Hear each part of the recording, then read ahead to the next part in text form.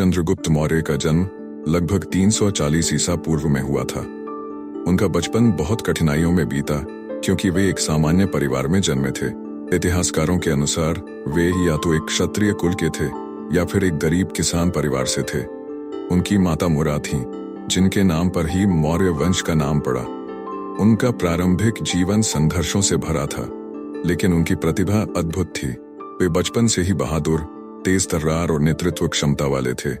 किस्मत ने उन्हें चाणक्य से मिलवाया, जो उस समय के सबसे बुद्धिमान आचार्य थे।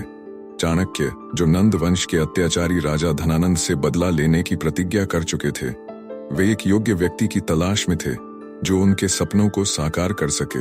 एक दिन चाणक्य ने देखा कि एक युवा लड़का जंगल में खेलते खेलते राजा की तरह आदेश दे रहा था। उसके व्यवहार, चतुराई और नेतृत्व क्षमता को देखकर चाणक्य को महसूस हुआ कि यही लड़का भारत का भविष्य हो सकता है। उन्होंने उसे अपने संरक्षण में लिया और तक्षशिला विश्वविद्यालय में शिक्षा दी।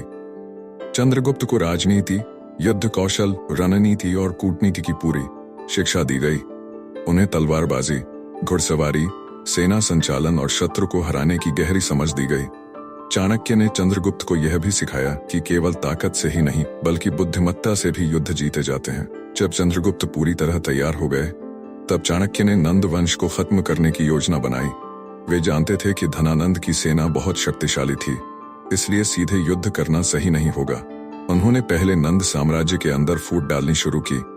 उन्होंने धनानंद के दरबार के मंत्रियों और सेनापतियों को अपने पक्ष में करना शुरू किया। इसके साथ ही चाणक्य और चंद्रगुप्त ने नंद वंश के विरोधी राजाओं से संपर्क किया और उन्हें अपने साथ मिलाया।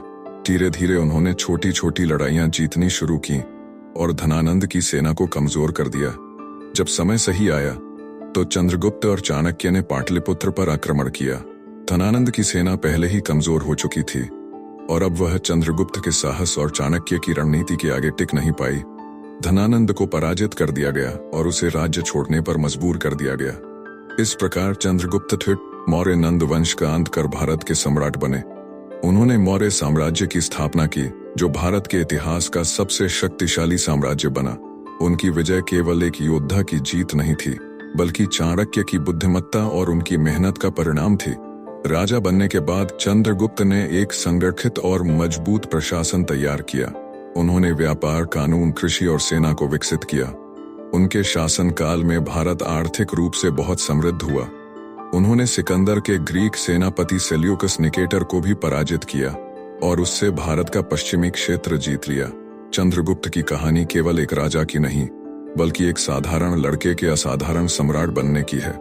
वह केवल अपने परिश्रम, साहस और चाणक्य की रणनीति से इतिहास में अमर हो गए।